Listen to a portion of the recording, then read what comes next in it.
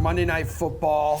It's the Dolphins. Dolphins are streaking here, 7-7 at the Saints. Saints are 3-point favorites at home. Geoff, is this spread too high or too low? I mean, I think it's too low, but my God, the Saints just feel like such a trap here. Yeah. I'm ready to be trapped, though. My emotions, everything. I liked what the Saints have done by just putting Taysom Hill and just running a conservative offense and just letting their defense and running game take over games. And I just don't trust the Miami Dolphins is what it comes down to. It's a great little story. It's a great little winning streak. They've beaten the Jets twice. They've beaten the Giants without Daniel Jones. They've beaten the Panthers. Who cares about any of those wins? And by the way, they just about blew the game against the Jets last week. I think the Saints at home, this is just too tough a test.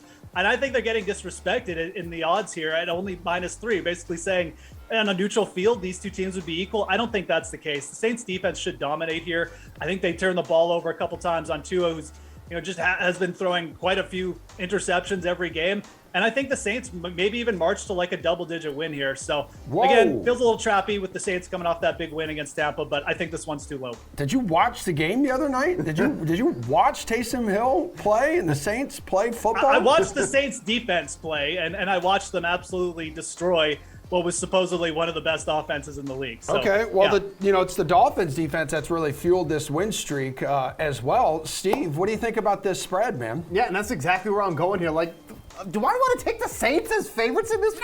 No! Absolutely not. No! Like, the game we're going to talk about next, that was my favorite underdog play with the Lions. Now it's moved to the Dolphins because we don't know if Jared Goff's going to play this game or not. But like that resounding win by the Saints against the Buccaneers, 9-0 against that team that lost almost every offensive player that was taking the field in that one. They were able to knock them out. That was a really convincing win. Like you mentioned it here, the Dolphins, the reason why they're playing so well, they're allowing an average of 15 points per game over the past 4 games. They're just getting healthier. If they can get over some of their COVID issues, get Waddle back in the mix here, I think they should absolutely trample over the Saints this one. So the wrong team is favored, and the Dolphins are a nice teaser leg this week as well. Yeah, and Pearce, the Saints have not been a strong bet at home. 1-4 ATS inside the dome. Yeah, Pearce. Yeah, that's because the Saints are not a good team. This is too high. We're overreacting to them beating the Jets, and like Steve mentioned, they beat the Buccaneers, who were without all of their stars, and even in that game, Tampa still had a good chance at winning. They just made mistakes. They missed field goals, a red zone fumble by Tom Brady. So the Saints are not a good team.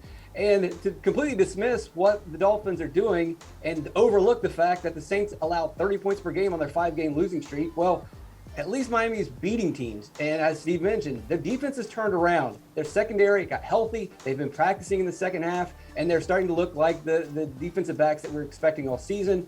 Miami has actual receivers. Miami has an actual quarterback. Now, Alvin Kamara could have an amazing game. It proved me wrong. But Taysom Hill is not going to prove me wrong. Their receivers are not going to prove me wrong.